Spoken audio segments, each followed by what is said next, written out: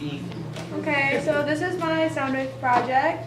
I did a Glockenspeil, which that means like in German it's like a bell scale, which is what it was originally made out of. But around like the 17th century they switched to steel bars, but I used pipes. And it creates a bell-like tone, which was very well liked in the 14th century in China, where they used it in orchestras. I used 1/2-inch copper pipe, a ruler to measure it, a pipe cutter, rubber bands, wood for the base, and a Sharpie to mark my places. To make my Glockenspiel, I had to create my instrument and figure out a way to make the tubes long enough so they didn't sound awful. And in order for them to make the correct sound, I found an equation online, which is frequency equals A, which will be a constant that I'll use to find the length, and then length squared.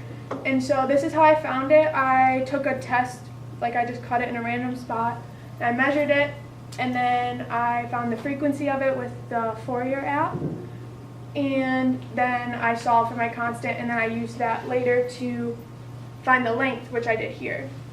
And so I found the length after I found what frequency I wanted for my note, which my starting note is a D7 and then it ends on D8. And so I just found that online and used that frequency to find my length. And then I cut it, and then it turned out to be wrong, so I had to cut it again.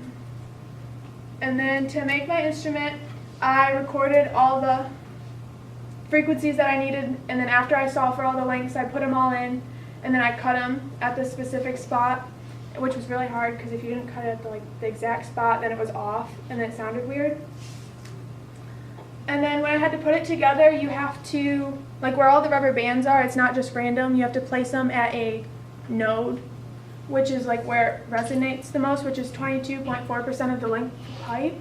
And so this is where I did all of that math to find where to put those. Problems I found was tuning it was hard to do because you couldn't just like, I don't know, cut a piece of a straw to like make it shorter. You had to like get the pipe cutter out and cut it all again. And if it was too short for that, then you had to get another pipe, which I found was another problem because the shiny copper has a different A value than like the dark dirty copper.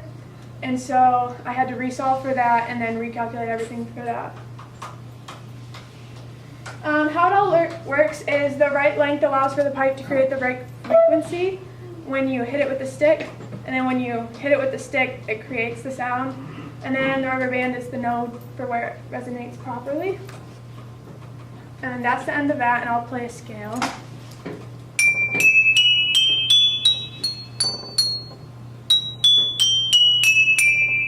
And then, I don't know what Mary Had a Little Lamb is, but